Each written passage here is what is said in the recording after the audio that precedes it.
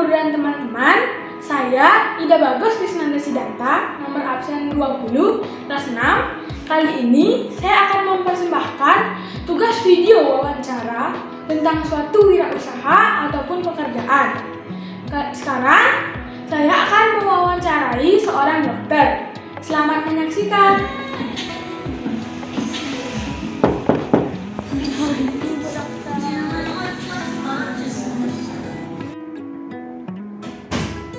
Dokter, saya Gus Is. Yang tadi nelpon. Oh, yang tadi nelpon. Ayo yuk, sana duduk dulu. Terima kasih, Bu Dokter. Oke, jadi apa nih yang bisa saya bantu? Begini, tapi saya mau tanya kabar Bu Dokter dulu. Bu Dokter sehat kan? Iya, saya sehat. Gus Is gimana? Pasti sehat juga kan? Ya Bu Dokter, saya juga sehat. Begini Bu Dokter, jadi ini adalah tugas video wawancara dari sekolah, yaitu tentang suatu wirausaha ataupun pekerjaan. Mohon izin, bisa dimulai ya Bu? Bisa, kita mulai aja. Tapi kita nggak apa-apa kan kita pakai masker? Tidak apa-apa Bu. Baiklah. Sebelum saya menanyakan beberapa pertanyaan penting, saya ingin menanyakan nama lengkap Bu Dokter dan juga apakah pekerjaan dokter adalah pekerjaan utama yang dilakukan untuk memenuhi kebutuhan sehari-hari. Ya, jadi nama saya Ida Ayu Trina Anjani dan saya seorang dokter, atau lebih tepatnya saya seorang dokter spesialis kejiwaan.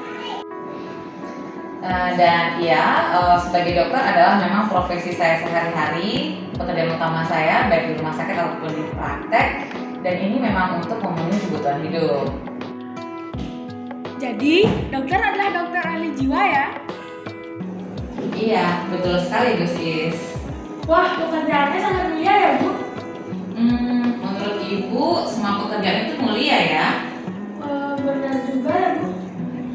Lalu, bisakah Bu Dokter menceritakan bagaimana atau mengapa Bu Dokter memilih untuk menjadi dokter spesialis jiwa?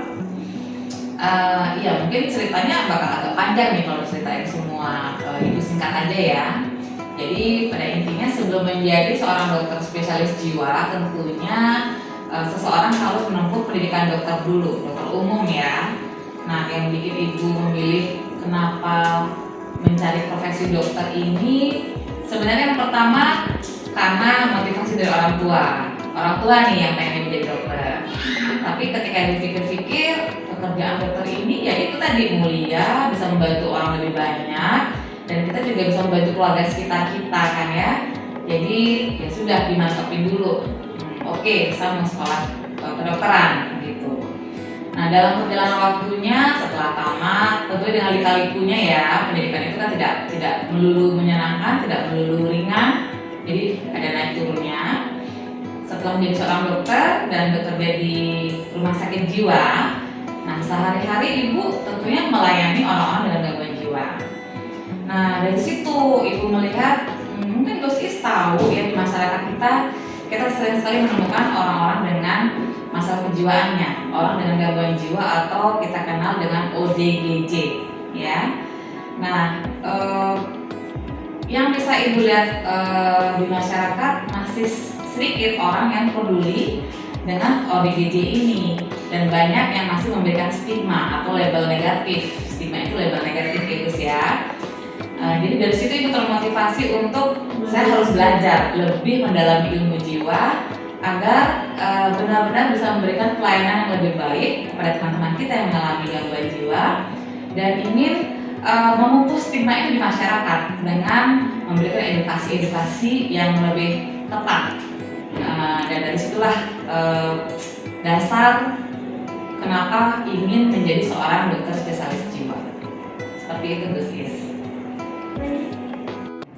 Kemudian Dok, Entar dulu. Gimana biar ngobrol lebih santai, kita pindah ke sofa aja. Gimana? Boleh, Dok? Yuk lanjut. Gini, Dok. Kan Bu Dokter sudah lumayan lama menjalani profesi ini. Apakah bisa diberitahu sedikit bagaimana kiat-kiatnya agar berhasil dalam menjalaninya? Baiklah, jadi mungkin tidak hanya profesi dokter yang Ibu tekuni ini. Bagi semua profesi tentunya yang pertama kita harus mencintai dulu, Gus Is. Jadi kita mencintai dulu profesi yang kita tekuni, pekerjaan yang kita tekuni, sehingga dengan mencintai pekerjaan tersebut kita dapat mempertahankan semangat juang kita, mempertahankan motivasi kita, guys. Kemudian belajar untuk menjadikan cibiran dari kanan kiri sebagai motivasi juga untuk semangat juang juga. Dan tentunya tidak lupa selalu bersyukur kepada Tuhan Yang Maha Esa untuk segala pencapaian kita, baik pencapaian yang kecil atau bahkan yang besar ya. Dan Bu Dokter selalu percaya bahwa semua proses yang Bu Dokter alami, lewati, lalui, baik mudah ataupun sulit, itu akan menjadi fondasi dan membuat kita menjadi tangguh dari waktu ke waktu. Seperti itu, bisnis. Wah, Bu Dokter, kiat-kiatnya sangat menginspirasi ya. Setelah kemudian, apakah pernah Bu Dokter mengalami masa sulit dan bagaimana cara Bu Dokter menghadapinya? Iya, tentu saja ya. Dalam menjalani sesuatu pasti pernah mengalami masa-masa sulit. Dan ketika mengalami masa sulit, lalu menjadi sedih, merasa tidak percaya diri, itu satu yang wajar saya rasa. Tapi kemudian bagaimana kita harus bangkit kembali, itu yang harus jadi fokus kita selanjutnya. Kalau Bu Dokter biasanya untuk bangun dari kesedihan itu, memotivasi diri itu biasanya Ibu berkaca dari yang sebelumnya, bahwa kemarin-kemarin ketika mengalami hal-hal yang serupa, Ibu akhirnya bisa bangkit. Jadi Ibu melihat, oh saya pernah berhasil yang kemarin untuk bangkit, dan kali ini pun saya pasti bisa bangkit lagi. Kemudian jika mengalami masa sulit terkait ketidakmampuan, rasa diri masih kurang dari informasi atau pengetahuan, ya Ibu tidak malu-malu atau segan-segan bertanya pada teman yang lebih mengetahui. Jadi kita diskusi, kita sharing. Punya masalah pun kita berdiskusi dan mencoba mencari pertimbangan untuk mungkin ada solusi-solusi seperti itu. Yang jelas sedih, kecewa wajar, tapi kita jangan berlama-lama di sana. Kita harus tetap memotivasi diri untuk perlahan bangkit lagi, karena masih banyak yang membutuhkan dan menunggu pertolongan kita, pertolongan saya. Manteknya seperti itu. Satu pertanyaan dari Bu Dokter. Apa itu? Bisakah Bu Dokter memberikan saran-saran kepada generasi muda seperti saya ini? Saran-saran kepada generasi muda, baik.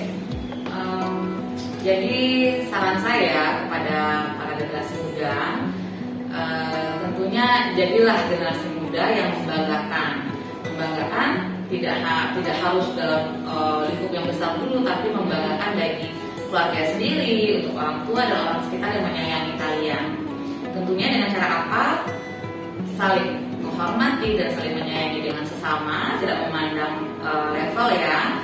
Kemudian saling menghargai, kemudian belajar disiplin, belajar membagi waktu, kemudian belajar bertanggung jawab tentunya.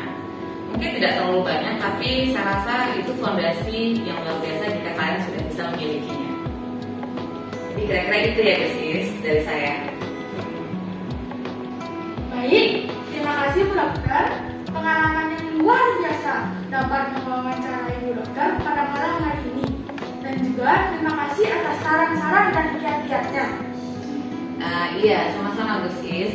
Dan Bu Dokter juga berterima kasih karena telah diberikan kesempatan untuk bisa berbagi dan sharing dengan teman-teman generasi muda. Semoga bermanfaat ya.